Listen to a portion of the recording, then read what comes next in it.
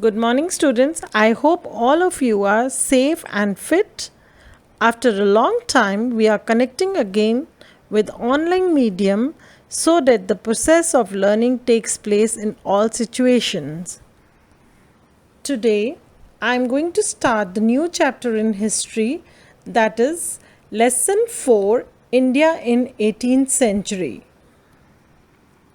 In this chapter, we are going to learn about the reasons for decline of the Mughal Empire, rise of independent states, the Sikhs and the Jats, the Rajputs and the Marathas, and Mysore.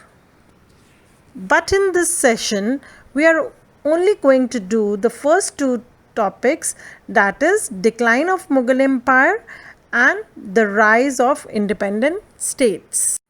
In our previous class, we have learned a little part of this chapter when we were learning about Aurangzeb, in which we had also learned that was Aurangzeb only responsible for the decline of the Mughal Empire, or his policies were also responsible for the decline of the Mughal Empire. Today, we are going to learn the various causes that led to the decline of the Mughal Empire. The first one is the weak successors. After Aurangzeb's death, his successors were very weak and they were merely puppets in the hands of the nobles and governors. Though some of them ruled for a certain long time, but they lacked administrative skills, and therefore the nobles took advantage of them and established their own independent kingdoms. The second factor that led to the decline of the Mughal Empire was rivalry among the nobles. There were four groups of nobles, that is the Iranis, the Turanis, the Afghans and the Hindus. They were always engaged in the constant struggle for the power, which resulted in the political instability of the state. The third factor responsible for the decline was the crisis in Jagirdari and Mansabdari system. Now, what is Jagirdari system? This is a system of assigning a land to the officer in lieu of the salary. And what is Mansabdari system? It is an administrative system of Mughal Empire where the Mansabdars were supposed to maintain troops to help the emperor when the need rose. The failure of both Jagirdari and Mansabdari system resulted in the economic bankruptcy of the empire, and therefore the expenditure of the empire exceeded the income, which weakened the empire politically and administratively. Both these systems of Jagirdari and Mansabdari system failed because even the crown lands were converted into Jagirs, and Mansabdari system failed because they were also given Jagirs, and because of the shortage of Jagirs, the Mansabdars were unable to maintain the required troops. This weakened the military strength of the empire too. The fourth factor that led to the decline of the Mughal Empire was the invasions of Nadir Shah and Ahmad Shah Abdali.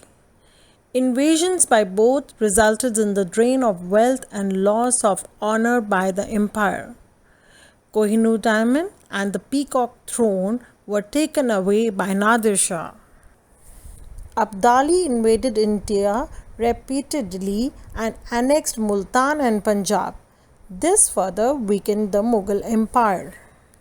Abdali also defeated Marathas in the Third Battle of Panipat and destroyed their dream of establishing pan-Indian Maratha Empire.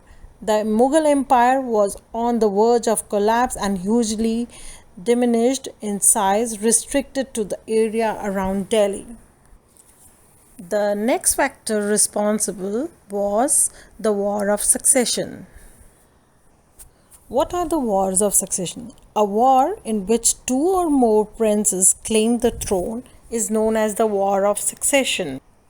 as more than one prince wanted to acquire the throne, these wars were fought severely, which led to the political instability and economically burdened the empire. The next cause of the decline of Mughal Empire was Aurangzeb's policy. Aurangzeb's expansion policy involved lot of expenditure. He spent lot of time and strength in crushing revolts with Sikhs and the Marathas and neglecting the administration. Last cause was the weak military administration. The army was not modernized, they still used the outdated methods of warfare. The equipments were outdated. The Mughals did not have the navy. As a result, the borders were very insecure. Lack of navy gave advantage to the rival groups to capture the land. Or we can also say the Mughals failed to defend themselves against the powerful enemies. Let's summarize this topic. The decline of Mughal Empire started with Aurangzeb's death. Small regions were developed or came into existence. Nobles became powerful, and successors of the Mughal Empire were very weak. They were the puppets in the hands of the nobles and governors. Foreign invasions like of Nadir Shah and Ahmad Shah Abdali raided and crippled the Mughal Empire. Because of war of successions, there was political instability. Aurangzeb's policy of expansion led to many revolts. Aurangzeb did not have a good military administration. Therefore, this was also a reason of decline of Mughal Empire. The next topic of today's session is the rise of independent state. What led to the rise of independent state? We have already learned that after the death of Aurangzeb, the Mughal successors were very weak. They were mainly a puppet in the hands of governors and nobles. The successors were so weak that they could not hold the province of the empire together. Already, the provinces were under the governors who were mostly engaged in wars in order to expand their provinces. The governors took advantage of misrule and misgovernors and became independent. The main independent states were Bengal, Hyderabad, Awadh, and Rohilkhand. Bengal became independent under Murshid Qali Khan, who was appointed as a Diwan of Bengal by Aurangzeb. He organized an efficient administrative and reorganized the revenue system. He shifted his capital to Murshidabad from Dhaka. He promoted trade with English but didn't take them as a threat to the kingdom. Murshid Qali Khan was succeeded by Shujauddin, Ali Vardi Khan, Sirajuddin Daulah. During the Sirajuddin Daulah time, the English East India Company became strained. The English defeated Sirajuddin's army in the Battle of Plassey in 1757, and they finally set dual government in Bengal.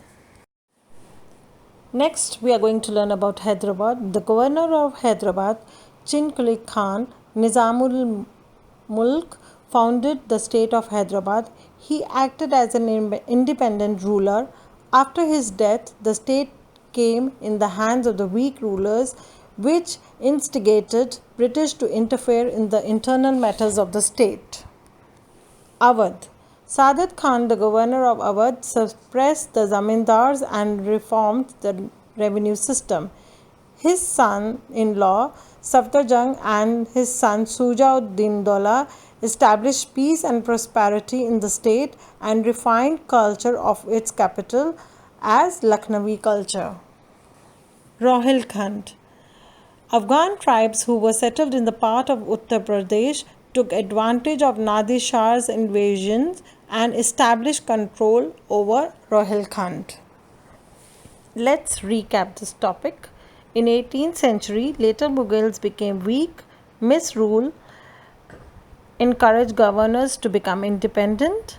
The states which became independent were Bengal. Bengal became independent under Murshid Qali Khan. Hyderabad was founded by Nizamul Mulk. Awadh Sadat Khan became the governor in 1722, and Rohilkhand, Ali Mahmud Khan established control over Rohilkhand. With this, we come to an end of the session. In order to evaluate the session, I have given an exercise in the form of question answers. These answers have to be written in short in your notebook. So I request you to maintain the notebook now. Thank you.